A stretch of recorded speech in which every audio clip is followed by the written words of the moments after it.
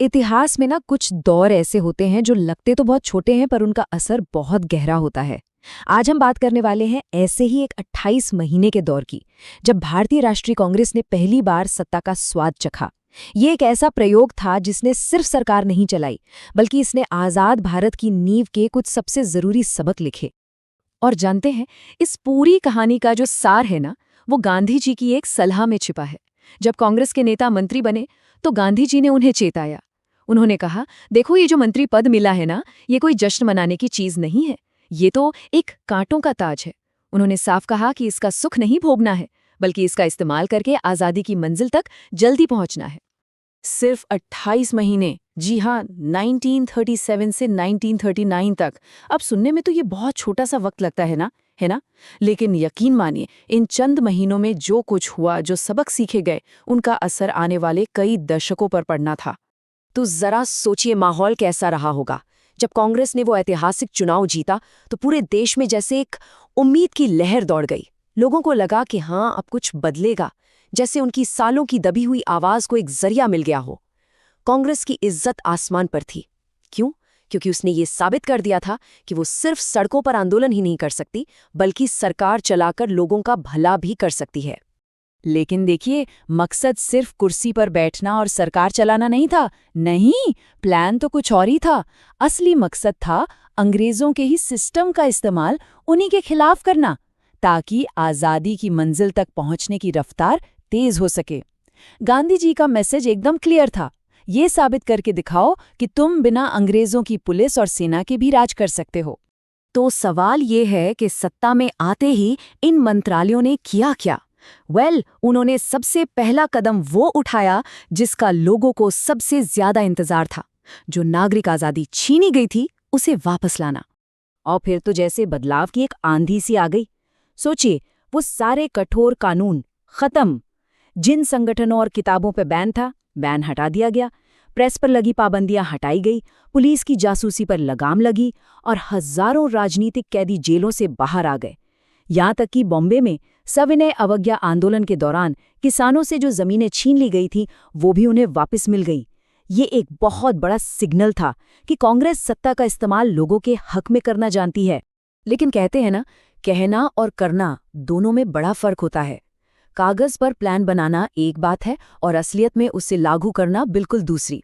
सत्ता संभालने के बाद कांग्रेस को भी ये बात बहुत जल्दी समझ आ गई कि शासन की राह कांटों से भरी है। अब यहाँ कहानी में एक ट्विस्ट आता है। मतलब जिस कांग्रेस ने नागरिक आज़ादी का वादा किया था, उसका अपना रिकॉर्ड पूरी तरह बेदाग नहीं था। एक तरफ तो राजनीतिक कैदी रिहा हो रहे थे, लेकिन दूसरी तरफ उन्हीं की मद्रास सरकार ने समाजवादी नेता यूसुफ मेहर अली को एक भड़काऊ भाषण के लिए गिरफ्तार कर लिया। एसएस बाटलीवाला को राजद्रोह के लिए सजा हो गई। कमाल की बात तो यह है कि बॉम्बे के गृह मंत्री केएम मुंशी ने कम्युनिस्टों पर नजर रखने के लिए सीआईडी तक का इस्तेमाल किया। मजदूरों के मामले में तो कांग्रेस और भी ज्यादा फंस गई। एक तरफ उन्हें मजदूरों का भला भी करना था, उनकी सैलरी बढ़वानी थी, लेकिन दूसरी तरफ उन्हें यह भी देखना था कि ज्यादा हड़तालें ना हो, इंडस्ट्री चलती रहे। अब ये एक बहुत मुश्किल बैलेंस था। इसी चक्कर में 1938 में बॉम्बे ट्रेडर्स डिस्प्यूट्स एक्ट जैसा कानून आया, जिसकी लेफ्ट विंग के नेताओं ने जोरदार आलोचना की। और जमीन सुधारों का क्या? वो बड़ा वादा जो कांग्रेस ने किया था, वो पूरा क्यों नहीं हो पाया? इसके पीछे एक नहीं कई बड़ी वजहें थीं। पहली बात तो ये कि मंत्रालयों के पास ताकत ही पूरी नहीं थी। फिर पैसा कहाँ से आता? ज्यादातर पैसा तो अंग्रेजों की सेंट्रल गवर्नमेंट ले जाती थी। ऊपर से जमींदारों को नाराज करने का रिस्क भी नहीं ले सकते थे। और सबसे बड़ी बात, ये सब करने के लिए वक्त बहुत बहुत कम था। इन सब मुश्किलों की वजह से जमींदारी सिस्टम में कोई बड़ा बदलाव करना लगभग नामुमकिन हो गया। हाँ, कुछ कानून तो बने, ऐसा नहीं है, पर सवाल ये है कि उनका फायदा मिला किसे? और इसका जवाब थोड़ा पेचीदा है। ज्यादातर फायदा मिला उन किराएदारों को जो पहले से थोड़े बेहतर हालात में थे, जिनके पास जमीन पर कानूनी हक थे। लेकिन वो जो सबसे नीचे थे, जो खेतीहर मजदूर थे, जो दूसरों के खेतों पर काम करते थे, उन तक ये सुधार पहुंच ही नहीं पाए। और इस सत्ता के खेल का एक ऐसा नतीजा निकला जिसकी शायद किसी ने उम्मीद नहीं की थी। एक ऐसा नतीजा जिसने भारत के भविष्य को, खासकर हिंदू मुस्लिम रिश्तों को, हमेशा के लिए बदल कर रख दिया। हुआ ये कि जब कांग्रेस ने कई राज्यों में सरकार बनाई तो उन्होंने मुस्लिम लीग को साथ नहीं लिया, अकेले ही सरकार चला ली। इससे मुस्लिम लीग को लगा कि उन्हें तो सत्ता से बाहर कर दिया गया है, और इसी के जवाब में उन्होंने 1938 में एक कमेटी बनाई, पीरपुर कमेटी। इसका काम था ये जांच करना कि कांग्रेस की सरकारों में मुसलमानों के साथ कैसा बर्ताव हो रहा है। और इस कमेटी ने कांग्रेस पर बहुत गंभीर आरोप लगाए। क्या थे वो आरोप?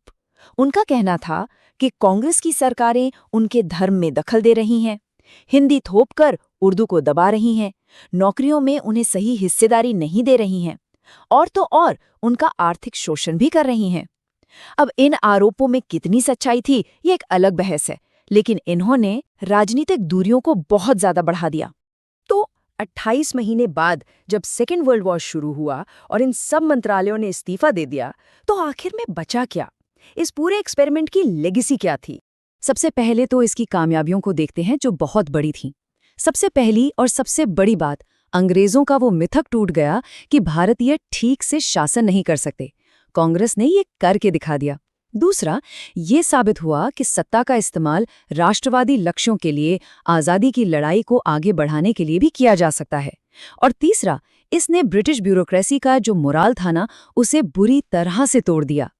लेकिन शायद सबसे बड़ा सबक खुद कांग्रेस के लिए था। उन्हें ये समझ आ गया कि सड़क पर आंदोलन करना एक बात है और सरकार चलाना बिल्कुल दूसरी। ये बहुत ज्यादा मुश्किल काम है। लोगों की उम्मीदें बहुत ज्यादा थीं और सबको एक साथ खुश रखना नामुमकिन था। ये सत्ता की कड़वी हकीकत से उनका पहला सामना था। तो आखिर में ये सवाल तो बनता है कि क्या ये 28 महीने का शासन एक तरह का ट्रायल रन था? आज़ादी मिलने से पहले सत्ता की हकीकत को समझने का एक जरूरी सबक, एक ऐसा सबक जो शायद सीखना ही था।